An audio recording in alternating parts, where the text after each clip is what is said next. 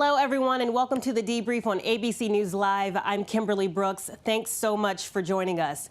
More into the investigation into Boeing and the problems with their 737 MAX jet. And you're waiting, I'm waiting, we're all waiting for the Mueller report. Plus, a beautiful moment in New Zealand after a tragedy in Christchurch. But first, here's your headlines.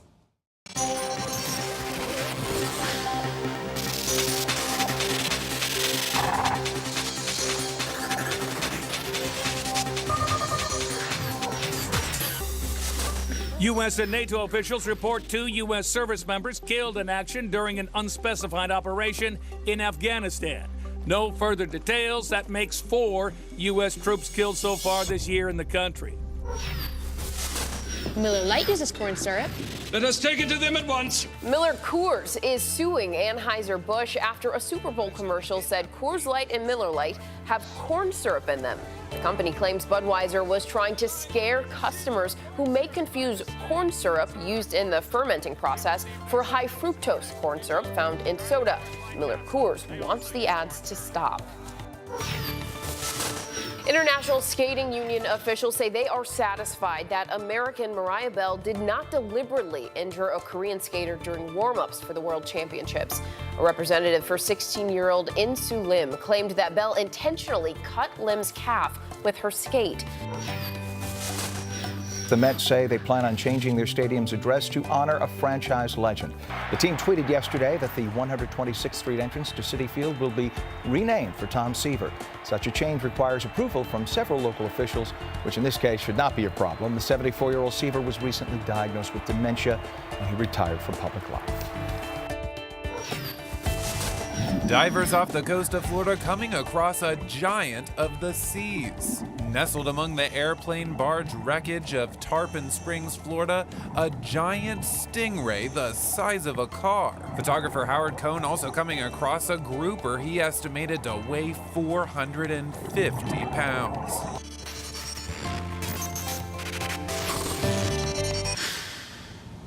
All right, we begin with Boeing. Now, apparently the 2 737 MAX jets that crashed did not have 2 key safety features, in part because they cost the company extra money to install. So I want to go to David Curley, who's in our D.C. bureau. David, this is a pretty damning revelation. Did Boeing really make carriers pay extra to have these 2 key safety features that would make everyone safe? I'm not sure. It makes vulnerable and culpability more of an issue for Boeing. It gets very complicated, and unless we have a bunch of aviation geeks out there, there are a lot of ways that you know where you are in flying, and this additional data would have told somebody whether the plane was nosed up or nosed down.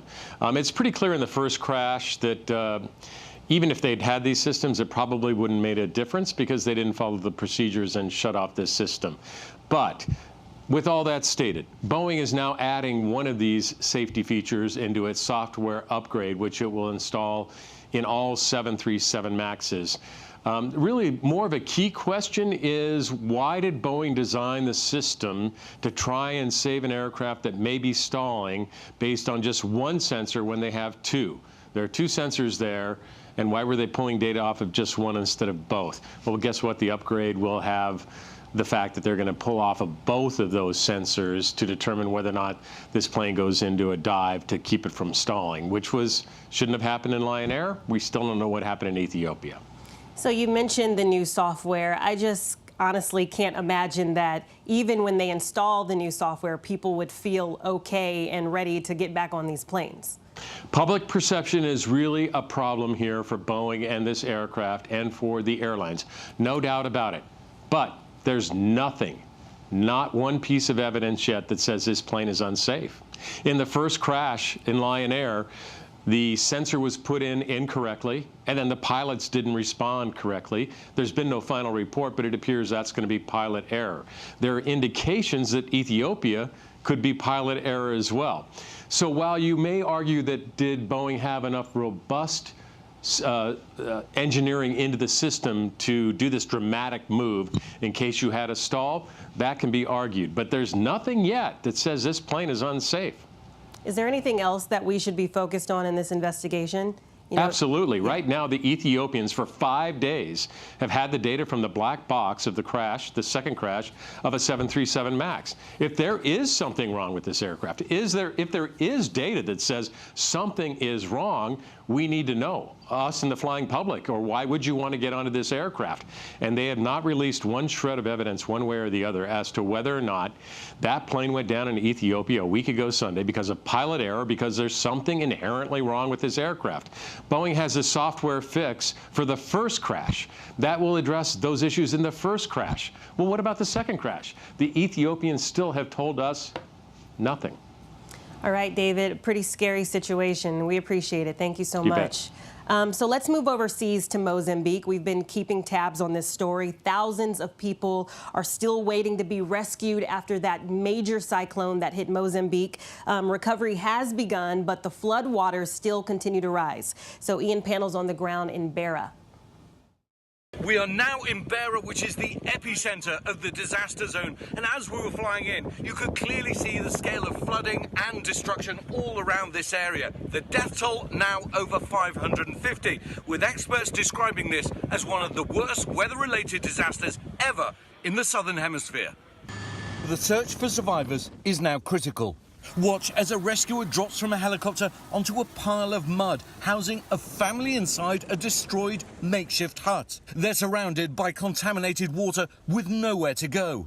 Similar scenes of people too weak to walk, being strapped and lifted on choppers. Others swimming their way to safety. One man recalls being told the floods were coming.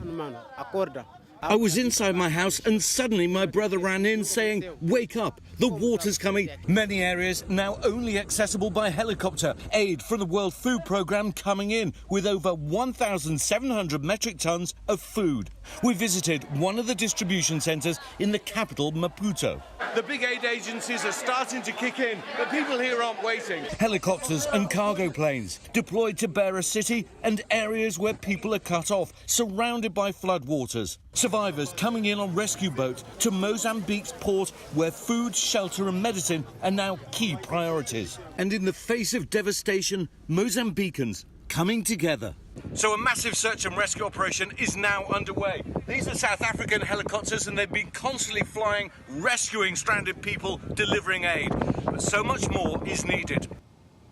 All right, Ian, I can't even imagine that reality. It's devastating. So in national news, it seems the entire Capitol is on alert for this Mueller report, including the White House. I want to go to Karen Travers, who's at the White House with us. Karen, still waiting. What should we be making of this? Still waiting. I can't give you any clues, unfortunately, and neither can the president himself. He was asked again today about the Mueller report, and he says he has no idea. This follows up an earlier question this week asked if he knew the timing of it, if it was imminent, and he said he just didn't know. The president is en route now to Florida, where he'll spend the weekend. So if anything does happen today or over the weekend, that's where he would react. So there is a chance this could happen over the weekend? I mean, there's a chance it could happen at any minute, but, you know, we've kind of been thinking that this would be during a business day, but I think the bottom line is that we just don't know. All right. Well, I want you to stick around for this next story. You may have heard, I'm sure you know, Jared Kushner, the son-in-law of the president, has allegedly been using his WhatsApp on his phone to conduct White House business with foreign governments. So I want to bring in John Cohen. He's formerly with the Department of Homeland Security, and he's on the phone. John, why is this such a big deal? Hey, Kimberly. If these reports are true and Jared Kushner is using his personal phone and a commercial application like WhatsApp to converse with foreign officials, then we have to assume that foreign intelligence services and possibly even criminal organizations have intercepted those communications and have access to that information. What we have to remember is that Jared Kushner, because of his proximity to the president and his portfolio, is what's considered a high-value target by foreign intelligence services and others, even criminal organizations, which means they are going to do what they can. He would be a priority to gain access to what he's saying to people, what information he's sharing with people. We also know that the WhatsApp application can be compromised. There is commercial technology available that allows that. And we also know that smartphones in and themselves can easily be compromised by people who have the technical capability to do so. And once they're compromised, that means a foreign intelligence service or a criminal organization can see what you're typing, can look at your contacts, can overhear your conversations. They can even turn the phone into what we call a collection platform, where they can activate your microphone, they can activate your video, and they can essentially listen into any conversation you're having, whether it's over the phone or whether it's because you're simply carrying the phone with you. So if these reports are true, it would be very troubling, and it could mean that there's a very significant gap in the protection of critical information that Jared Kushner has at his disposal through meetings or that he's communicating over the phone with other foreign officials. Wow. So, I mean, obviously no one can forget all of the drama over Hillary Clinton's emails. You know, the famous phrase, lock her up. So, Karen, what was the White House's response to this? The president was asked about this morning, Kimberly, and he said he didn't know anything about it. It was a very short answer from the president as he was leaving the White House. The White House says it will respond in due course to the letter from the House Oversight Committee Chairman Elijah Cummings, who reached out to the White House counsel about this issue. All right, John, is this, I'm just curious, is this actually illegal? Well, that's actually an interesting question. So if it were simply using a personal device, though it's not recommended, may not necessarily be illegal, unless you use that personal device to convey classified information. So if Jared Kushner had access to classified information, whether a document or something he had been briefed on, and he then used that phone, that unsecured phone, in order to convey it to somebody else who shouldn't have access to that could be illegal. So, you know, we know that it was pretty difficult for Jared to receive a security clearance in the beginning. Is this potentially part of the reason why it was so difficult? Well, there seems to be a recurring theme. We had reports that the president disclosed highly sensitive classified information to Russians who were in the Oval Office. There have been reports that the president intervened and directed that Jared Kushner and Ivanka Trump receive security clearances when security professionals indicated that they believed they were high risk and they shouldn't have a security clearance. Just the other day, the president, when he was talking to the media, displayed a map that had clearly been classified, and the markings were scratched out. And now we have the reports that Jared Kushner, and even there have been some reports that the president prefers to speak, or at times prefers to speak over their personal phones, which would be a significant vulnerability from a security perspective. We have rules and protocols in place in government to protect sensitive information. We do not want foreign governments to know that information. It could directly impact our national security if they do have access or they gain access to that information. So, from an intelligence community perspective, this continuing sort of disregard for those protocols is certainly causing concern. All right, John, while I have you, I want to ask you another security-related question. Public schools in Charlottesville, Virginia, have closed for the second straight day after threats of racial violence continue to circulate on online forums like 4chan. So you've talked a lot about the rise of homegrown terrorism. This isn't quite it, but online hate does lead to real-life consequences. What do you think of this? Yeah, so since the New Zealand attack, I've had a number of conversations with federal, state, local law enforcement officials that I work with, and, I'm hearing from all of them a significant level of concern that we're in the midst of a very disturbing trend where, right-wing extremism or white supremacist ideological attitudes are inspiring a more significant amount of violence, or may potentially inspire a significant amount of violence. We've seen an increase in hate crimes over the last several years. We've had a number of very high visibility targeted attacks against synagogues, churches, mosques, Sikh temples. So there's real concern out there amongst the law enforcement community. I think what this situation in Charlottesville is a good illustration of is, one, the amount of extremist rhetoric that is put out over these social media platforms. And secondly, just how seriously local officials are taking it. I mean, you know, they have to determine through investigation whether this was a hoax, whether this was just somebody, you know, spouting off, or whether it's a real threat. We know attackers do post threats online. And now we have kids not going to school for 2 days in a row because local officials are concerned that this may be a real threat and those children may be in jeopardy. All right, John, thank you so much for joining us. Well, that massive chemical fire in Texas, well, the blaze has gone out, but the air quality remains a concern. So I want to go to Alex Perez in Houston. Alex, are you there? Hey, Kimberly, yeah, it does remain a concern at this point right now. Authorities continue to test the air quality in this area, especially around Deer Park. They want to make sure that it remains safe. There was a big scare yesterday. They issued that shelter in place for a couple of hours because the levels of benzene had increased. Benzene is an ingredient in gasoline. It's also been linked to cancer. So, of course, that was a big scare for a lot of people who live here, but that shelter in place order was lifted a few hours after it was set in place. Kimberly? How far is Deer Park from Houston where you are now? And can you smell anything from this fire since it was massive? It's generally the same area. We're talking about Houston and Deer Park border each other. So everyone in Houston and this area, this part of Houston and Deer Park and Pasadena, Texas, that entire area, they're all concerned about the air they're breathing. And as you might imagine, we've seen those images of the billowing smoke coming from that fire. The wind can take that anywhere. So everyone across the area is worried about that smoke. But officials say that fire, as we know, is now out. They've sprayed this special foam over the chemicals that are there. It contains the chemicals.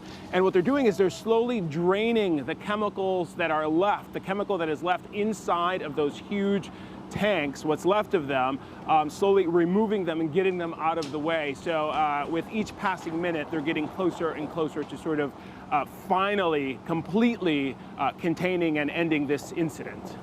All right, Alex, thank you so much. Be safe out there. We appreciate it. So I think, you know, after we're talking about air quality, I think it only makes sense to know what's going on with the air and the weather in the rest of the country. So here's a proper national forecast from Rob Marciano. Rob? Hi, Kimberly. Great to be with you. We are tracking the Midwest flooding and the nor'easter. The flooding, though, unfortunately, claiming another town, yet another levee breaking along the Missouri River. This one taking the town of Winthrop. Video from Craig, Missouri, which has been evacuated after their levee failed earlier this week. Now over a dozen levees failing just this week as this epic flood continues, and it's not going to get any better, in part because of scenes like this. You've got the ice that it's breaking apart and melting and rolling downstream. This ice flow in southwest Minnesota, the Cottonwood River.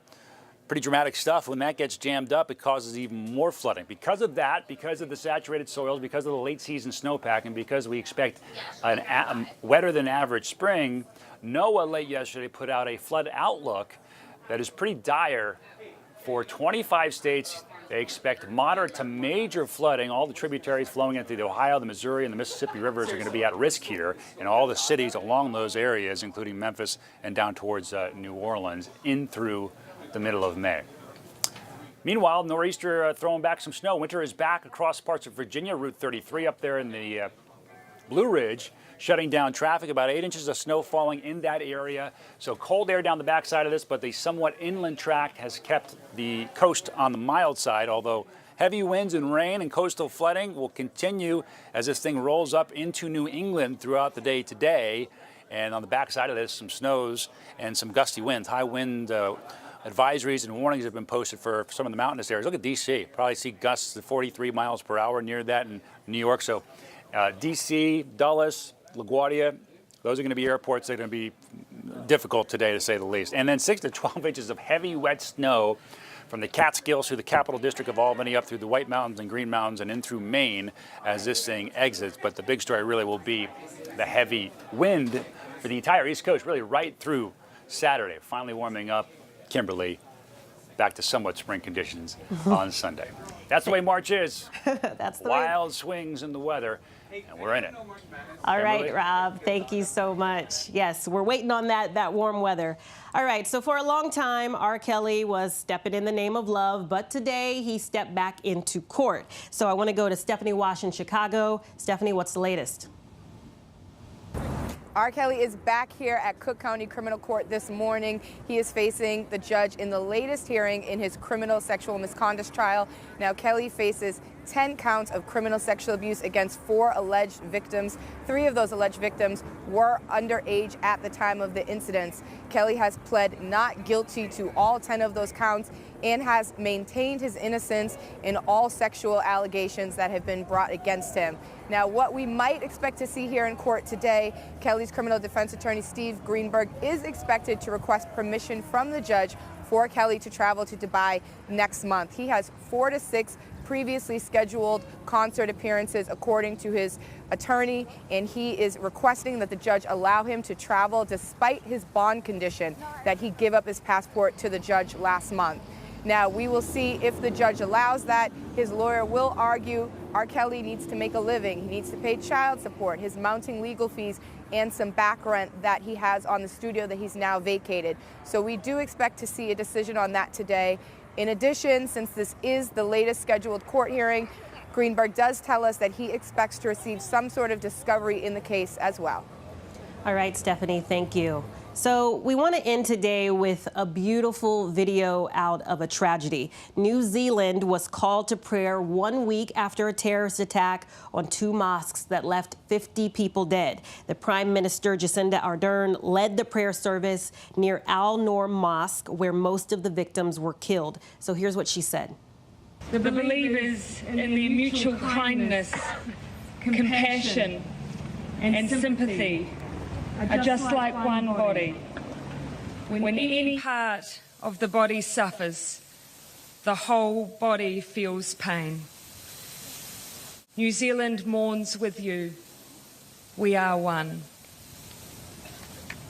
Yes, my friends, I am hoping that you're taking care of yourselves after a very, very long week. You're going to want to check out our political show, The Briefing Room, at 3:30 p.m. Eastern Time, and World News Prime at 8 p.m. And if you want to stay updated on all of these headlines, including if the Mueller report is dropping, you can go to abcnews.com or download the app. I'm Kimberly Brooks. You guys have a good weekend.